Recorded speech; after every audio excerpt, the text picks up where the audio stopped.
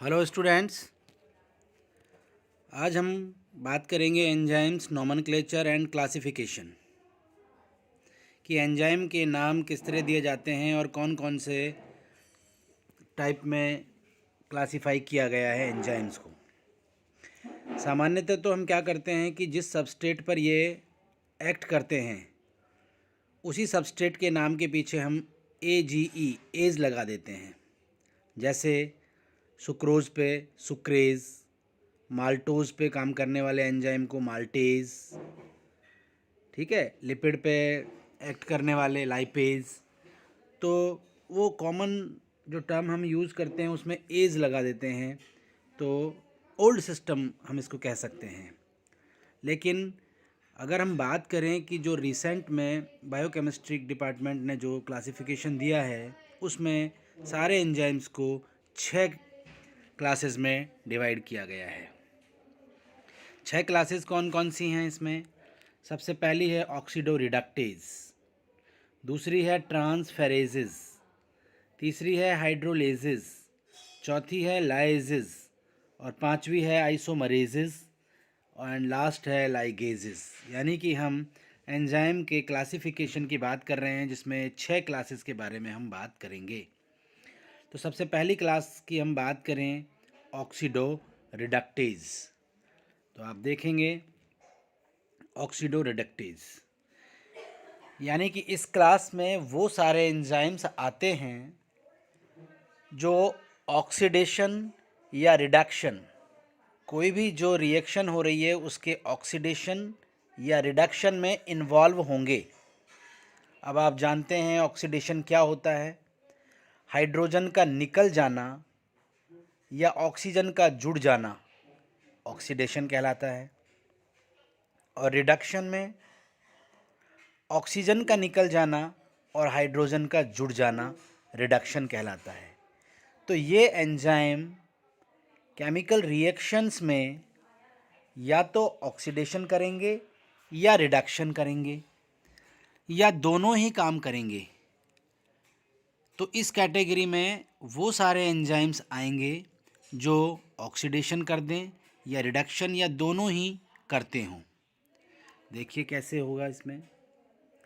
Catalyse the transfer of hydrogen और oxygen, यानी या तो हाइड्रोजन को जोड़ दें या ऑक्सीजन को जोड़ दें या निकाल दें, और electron from one substrate to another, एक से हटा के किसी दूसरे पर। आप यहाँ इक्वेशन में आप देखें, ये AH2 है और ये B है।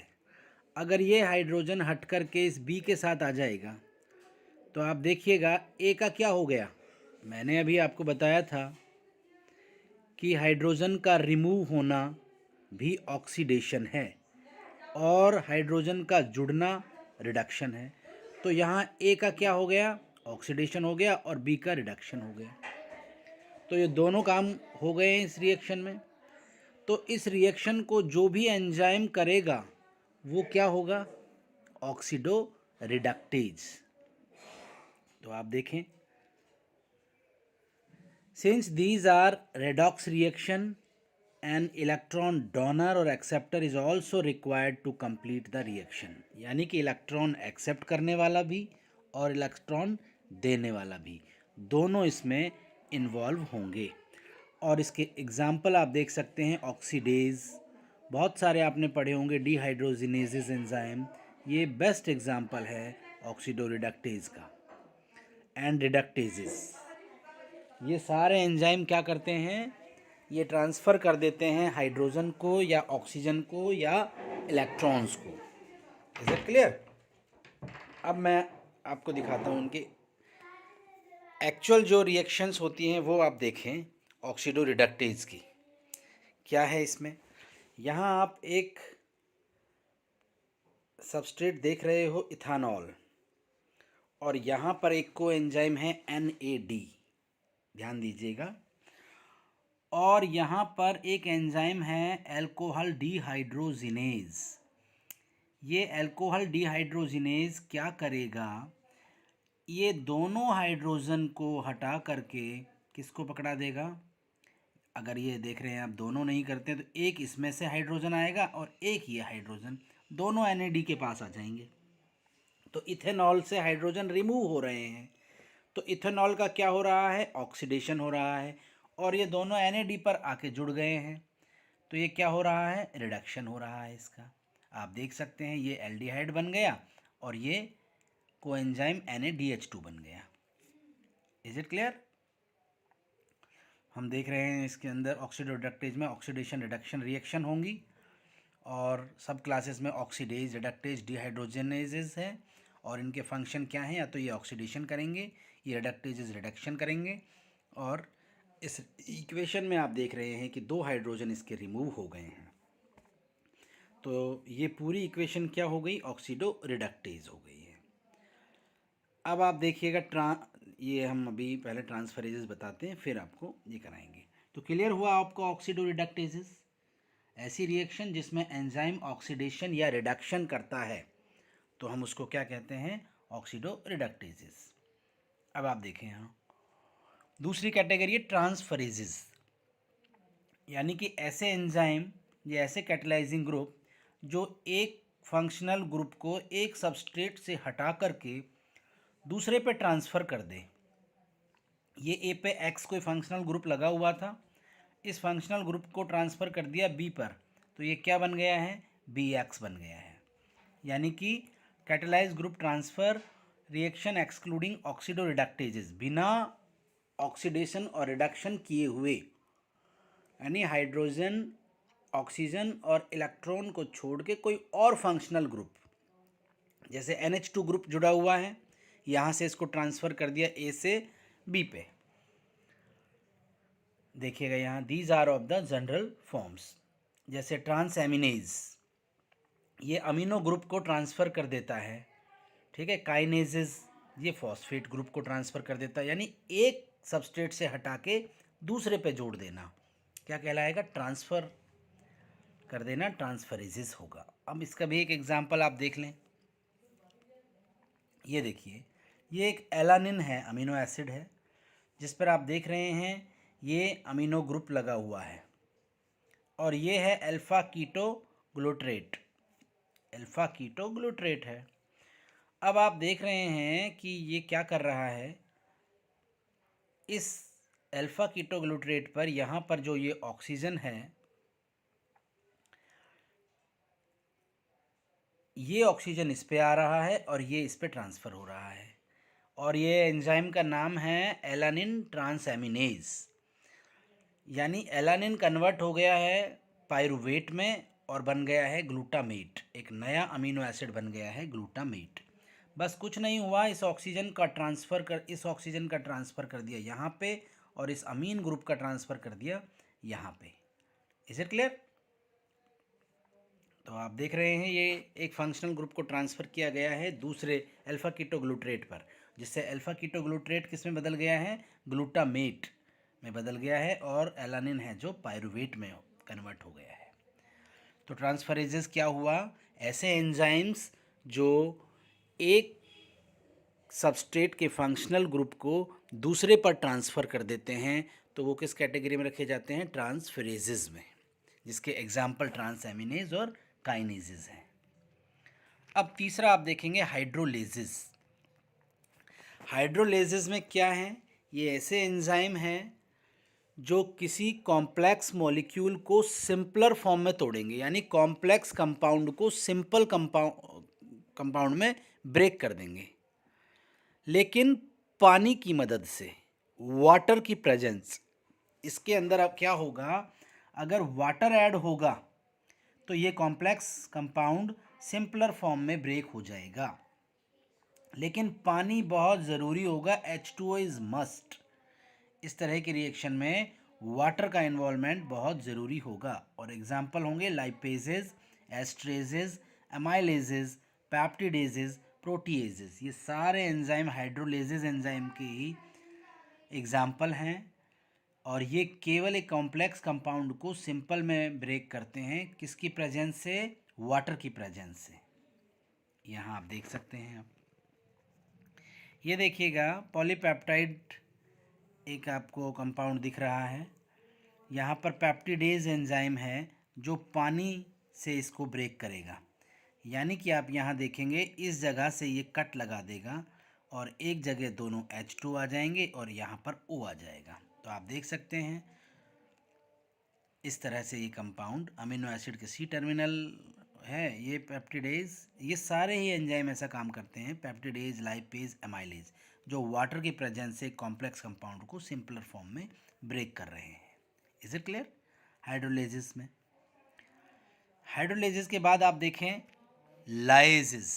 लाइसिस का भी सेम रोल है, ये भी कॉम्प्लेक्स कंपाउंड को सिंपलर फॉर्म में ब्रेक करेंगे, लेकिन बिना पानी के इन्वॉल्वमेंट के, यानी विदाउट एडिशन ऑफ वाटर, बिना पानी के कॉम्प्लेक्स कंपाउंड को सिंपलर फॉर्म में ब्रेक करेंगे। तो आप देख सकते हैं catalyse non hydrolytic removal of functional group from substrate often creating a double bond in product or the reverse reaction addition function group across the double bond। अब आप देख सकते हैं यहाँ पर क्या हो रहा है, यहाँ पर A से X जुड़ा हुआ है, B से Y जुड़ा हुआ है, कोई पानी का इन्वॉल्वमेंट नहीं है, ठीक है। और यहाँ क्या होगा, A और B डबल बॉन्ड से जुड़ गए हैं और X Y अलग हो गए हैं। और इसके एग्जाम्पल क्या होंगे, डी कार्बोक्सिलेजेस, एल्डोलेजेस। एल्डोलेजेस बहुत इंपॉर्टेंट एंजाइम है जो आप देखते हैं ग्लाइकोलाइसिस में।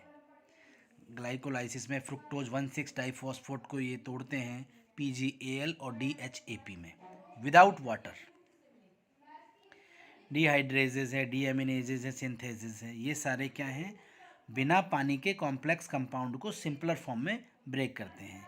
आप ये एग्जाम्पल आप देख सकते हैं, ये एक पायरुवेट है, ठीक है, ये देखिए एसिटाल्डिहाइड और कार्बन डाइऑक्साइड में ब्रेक कर दिया है और pyruvate D carboxylase enzyme involve हुआ है इसमें, ठीक है। यहाँ पर पानी की प्रेजेंस से ब्रेक किया जा रहा है और यहाँ विदाउट वाटर। देन नेक्स्ट देखिए आप आइसोमरेजेस। आप जानते हैं आइसोमर्स क्या होते हैं। आइसोमर्स वो होते हैं जिनके केमिकल फार्मूला तो सेम होते हैं बट उनकी प्रॉपर्टीज़ डिफरेंट होती हैं। Is it clear? तो एक फॉर्म को ये दूसरी फॉर्म में कन्वर्ट कर देते हैं, यानी कि दूसरे आइसोमर में कन्वर्ट कर देते हैं।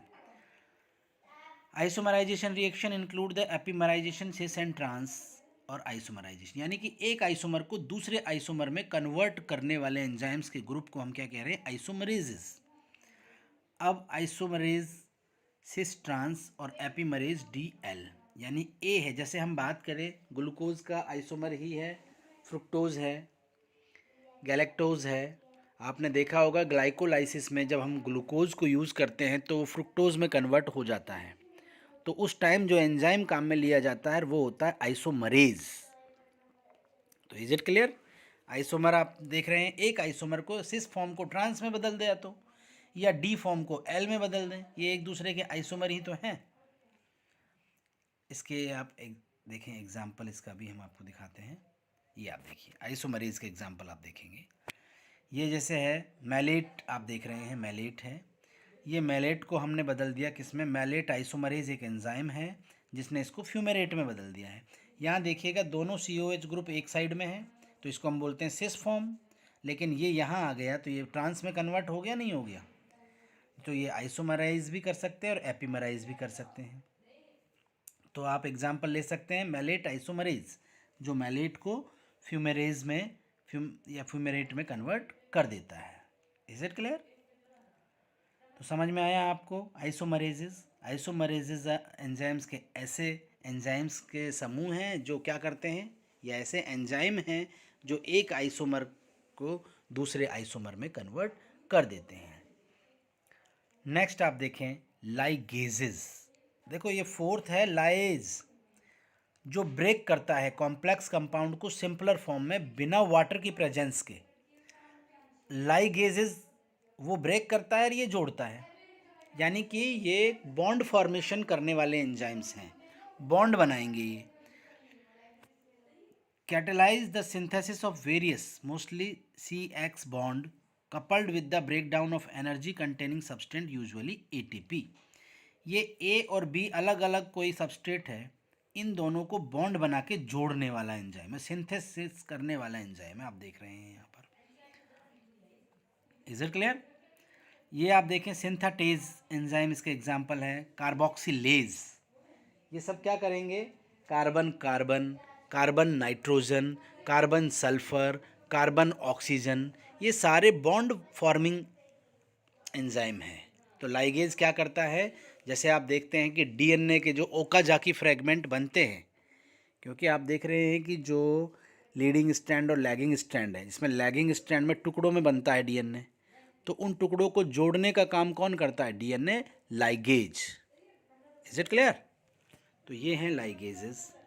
इसका भी आप एक एग्जांपल देख लें। ये पायरुवेट आप देख रहे हैं, ये कार्बन डाइऑक्साइड से जब रिएक्शन करेगा तो आप देख रहे हैं यहाँ पर ये बॉन्ड बनाएगा, CH3 से COO जुड़ जाएगा, ये CH2COO बन गया, ठीक है। और इस एंजाइम का नाम है पायरुवेट कार्बोक्सिलेज, लाइगेजेस में। तो ये है हमारे सारे डिफरेंट टाइप के एंजाइम्स, जिनकी आपको 6 कैटेगरी ही वैलिड कैटेगरीज़ हैं और 6 कैटेगरी में ही सारे एंजाइम्स को ग्रुप किया गया है। तो ये 6 के 6 कैटेगरी आपको, यानी नोमेनक्लेचर और क्लासिफिकेशन आपको ये करना है एंजाइम्स का। तो ये हुआ आपका एंजाइम क्लासिफिकेशन। तो आज के लिए इतना ही काफ़ी है। Thank you.